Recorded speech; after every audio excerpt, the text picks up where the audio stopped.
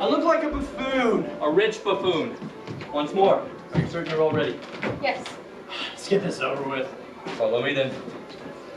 The Count of Monte Cristo. Your humble servant is ever out there. It's good to see you. You remember Eugenie? Of course. Do you know how many people have asked to go to tonight? 17. I can assure you, the Count of Monte Cristo is all anyone is talking about, from the cafes to the opera house. Give it a month. Something new will come along. Only a month. Well, I shall have to enjoy this celebrity by proximity while I can. And how goes your painting? Very well, Count. Count, so good to see you Baron again. Danglars, just the man I was hoping to see. I have the privilege of presenting His Excellency Count Andrea Cavalcanti, newly arrived in his state in Italy, Count, the Baron, and Baroness Danglars. Your Excellency. Hey. Madame. Oh, Bear. Who is that? Well, that would be the Count's Greek slave. To be honest, I don't think I've ever heard her name. Slave? I mean, he can't take that too seriously, bringing her to France. Oh, well, I don't think he does. The rumor is that he bought her to save her from an even worse fate. She's lovely. Count, if you will pardon us, there are some friends that I would like you to meet. Focus. The hardest part is over. Fine. Prove it.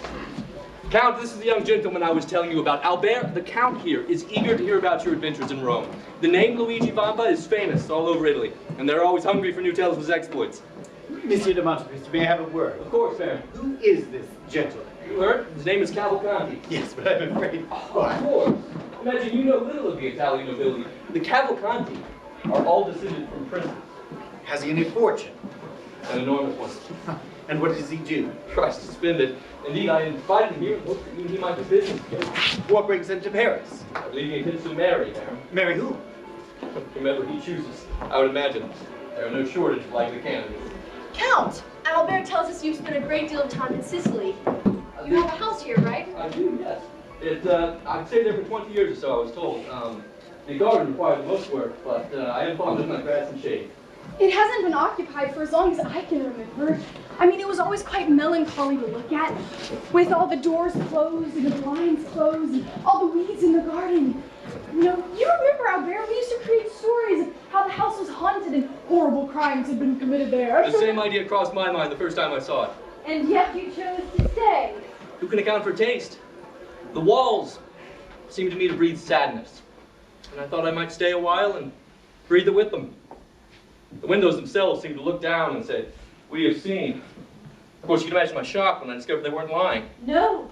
Oh yes. As incredible as it may sound, it is my opinion that a crime has been committed in my house. Careful, Count. You'll frighten the ladies. Mother, are you all right? Yes, dear, I'm fine. Do go on, Count. There has been a crime. Of this much I'm certain.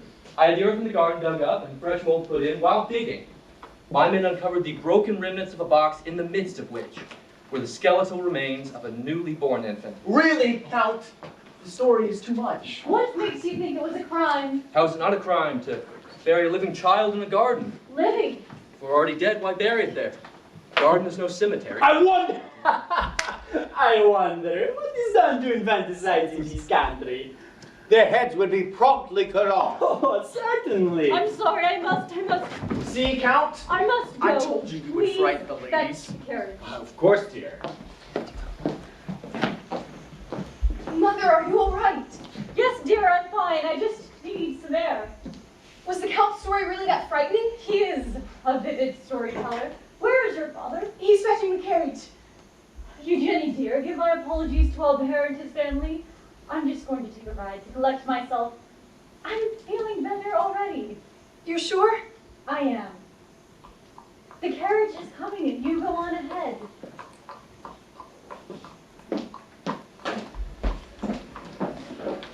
Madam, may I compliment you on a lovely home and a splendid affair? I just hope the Baroness will be all right. I'm sure she'll be fine. Mademoiselle, madam, tell me, when Albert spoke of your painting, the effect it had on his father, what did you think? Honestly, monsieur, I saw it as a compliment. I do not believe that the Count or Countess de Morcerf has the happiest of marriages. There's a sadness that the Countess hides from everyone, and I do not believe that the Count or even Albert can see it. So perhaps that is not what the Countess wanted me to paint in her portrait, but the truth is that I can only paint what I see. Did you notice that? What, Mother? The Count would partake of no food in his house. I have watched him. So? I just would have liked to have seen the Count take something. Monsieur de Monte Cristo, I do believe we would all much rather breathe in the garden rather than suffocating here. Count, if you would oblige me with your arm, I will lead the way.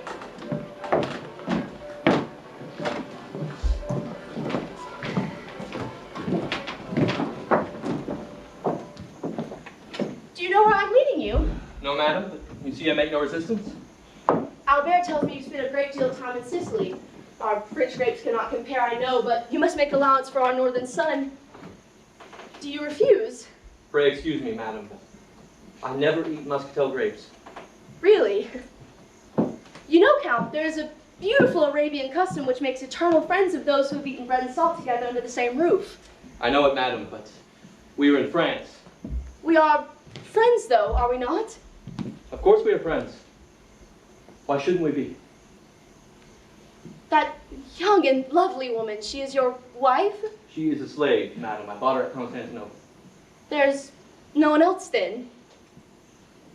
Once, at Malta, I loved a young girl. Was on the point of marrying her when war came. Carried me away. I thought she loved me well enough to wait for me, but when I returned, she was married.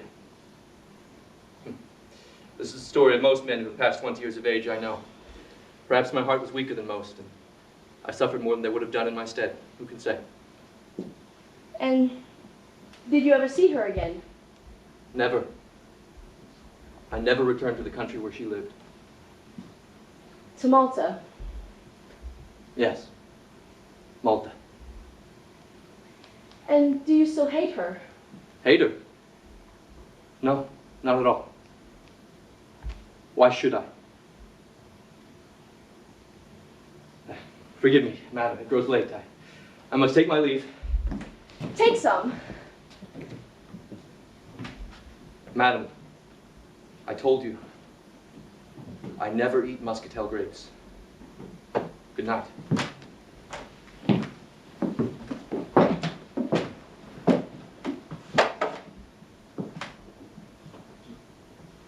Mother, I'm here, Albert. What is it? is everything all right? Yes, of course. What is it?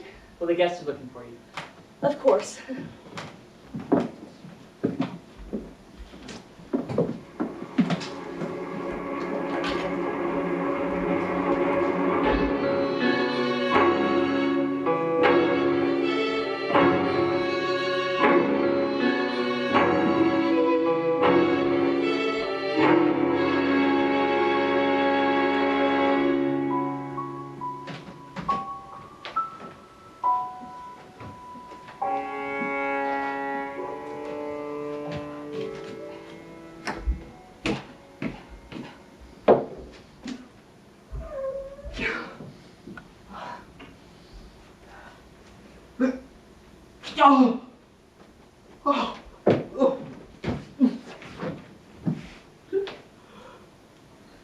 I want to know what crime I have committed! To be tried! And if I am guilty, to be shot! And if I am innocent, to be set free!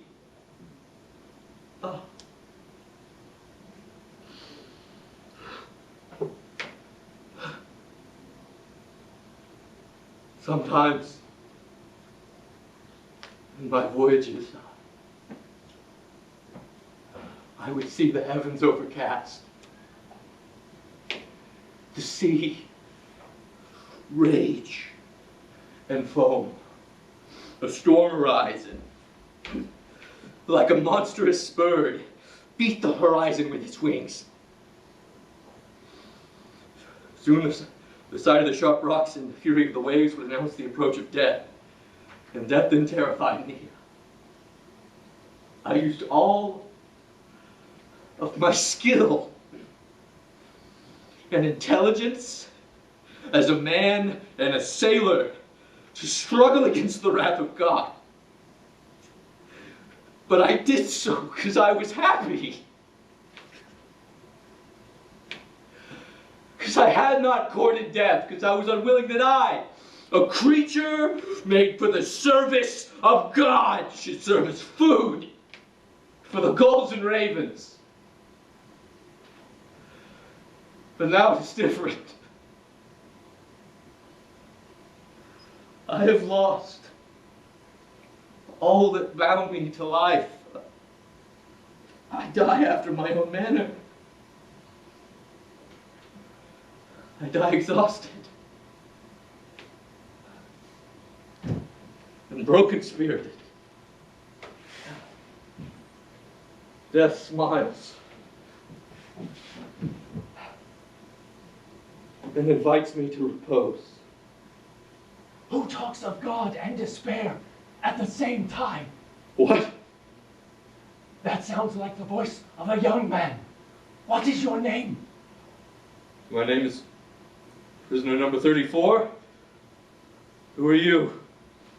I am prisoner number 27. Is your jailer gone?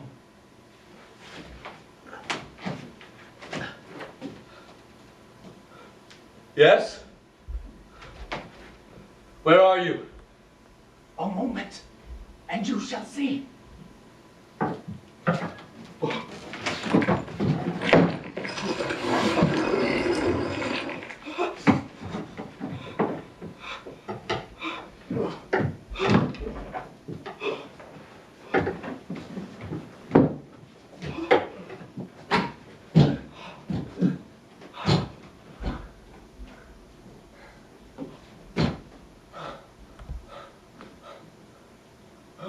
This is unfortunate.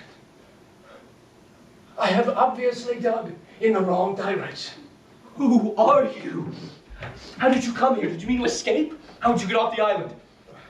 Slowly, my son. We have all the time in the world for questions. I am the Abbe Faria.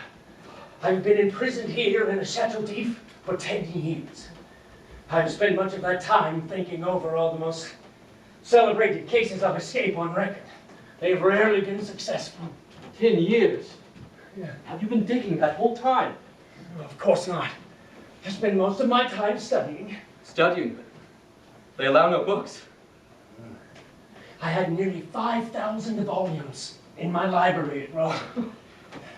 After reading them over many times, I found that with 150 well-chosen books, a man possesses all that man really needs to know.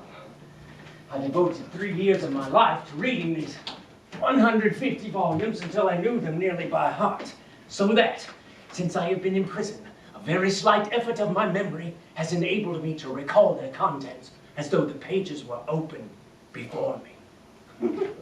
The guards speak of a prisoner here, a priest, who offers a fortune in gold and jewels to anyone who will help him off the island.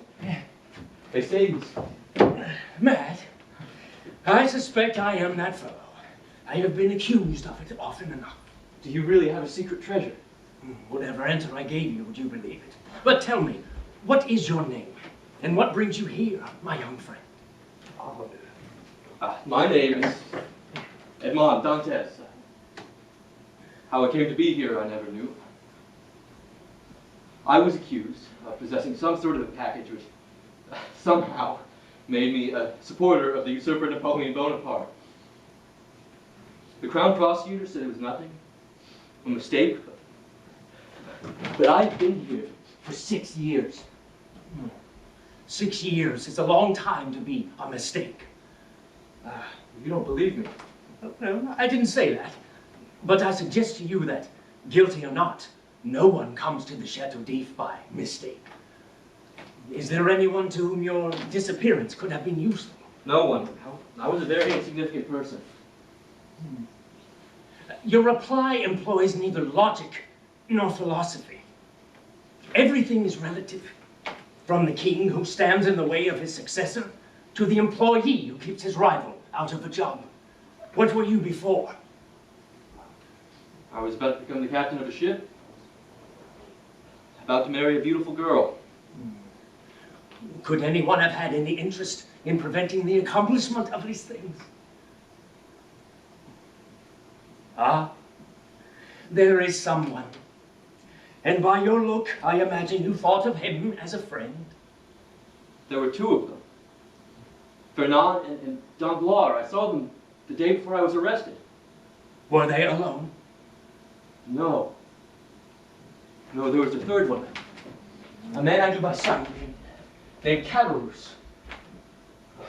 How strange it should not have occurred to me before now. Well now, is there anything else I can assist you in discovering? Besides the villainy of your friends? I wouldn't presume. Presume away, my boy. We have all the time in the world.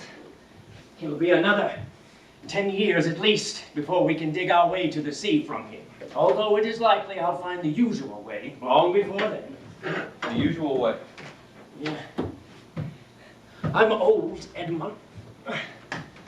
One of these days, probably sooner rather than later, they'll wrap me in a winding sheet and throw me over the cliff wall into the sea.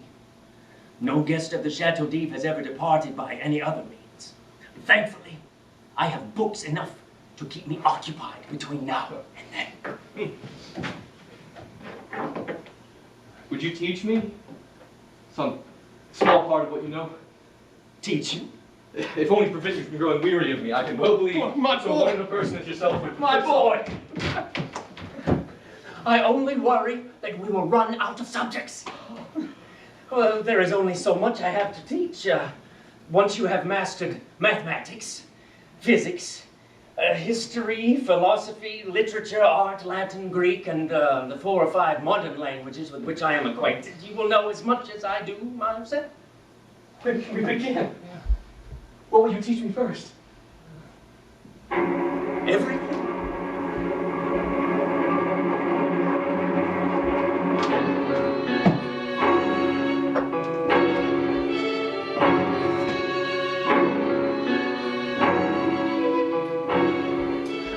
I'm a musician, or at least my tutors used to tell me so. But I found that my voice was not exactly suited for music. What was it you played again? The piano? I paint, Monsieur Cavalcanti. Oh, delightful. You know that the Viscount Albert de Morcerf is a regular guest here and a great friend of mine. I completely understand. What is it that you understand? Dear Eugenie, though I am a prince and the difference in our stations makes me fear to offend you of speaking of my love, yet I cannot find myself in your presence without longing to pour forth my soul and tell you how fondly I adore you. If it be but to carry away with me the sweet recollections of our time together, I could thank you even for chiding me. If it means at least I was in your thoughts. Well, thank you for the most entertaining of walks, Monsieur Cavalcanti, but I must bid you a good evening. Dear Eugenie, will you at least give me a sign that I am in your thoughts, if not already in your heart? Why not?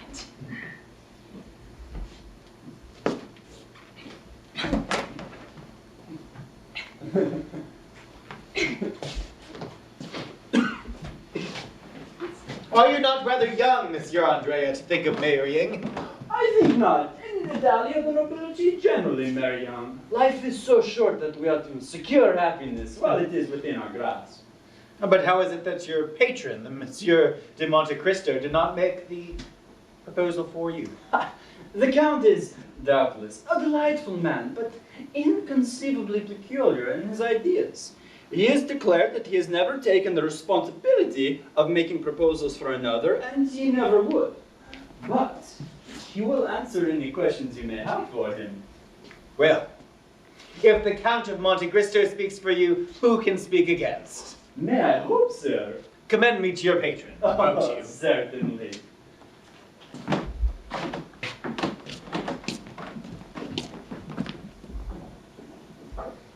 Albert, good morning. What do I owe the pleasure of your company today? You're in a good mood? And why not? Aren't you?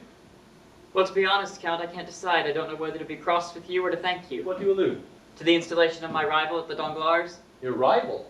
I refer to your protege, Count Andrea Cavalcanti. Has he been paying his addresses to Mademoiselle Eugenie? You should see the languishing looks he gives her, and he speaks in the most comical tones. Why does this concern you? While the two of you are certainly good friends, it's true, there's no real spark between you and Eugenie. You said as much yourself. I thought you'd be relieved. Well, and I am. To a point. It's true. Eugenie and I have never seen each other that way, but for some reason everyone else did. And I always thought that part of my life was decided. I assumed we would grow accustomed to each other, like my mother and father are. Up until now, I've always known what was expected of me, and I always knew that's what I would do. It never occurred to me that I'd have to decide what to do next. And Eugenie? What is her opinion of all this? She barely noticed when Cavalcanti's in the same room. She seems so unaffected by it all. I sometimes wonder if she has some secret plan to rid herself of the whole charade. I guess it must be the artist in her. I'm sorry, Count, I'm not in my usual spirits today. My dear Viscount, I have a most infallible remedy to propose. What's that? A change. I have resolved to take a few days respite from the city and spend some time at my estates in Normandy. I am a sailor at heart. I love the sea as a mistress, and I pine if I do not often see her. I would be happy if you would accompany me. Now, I have a few small business ventures that I have set into motion, and I must see them through before I can leave. But in a few days' time, I shall be entirely at your disposal. That, Count, is the most splendid idea I've heard all day.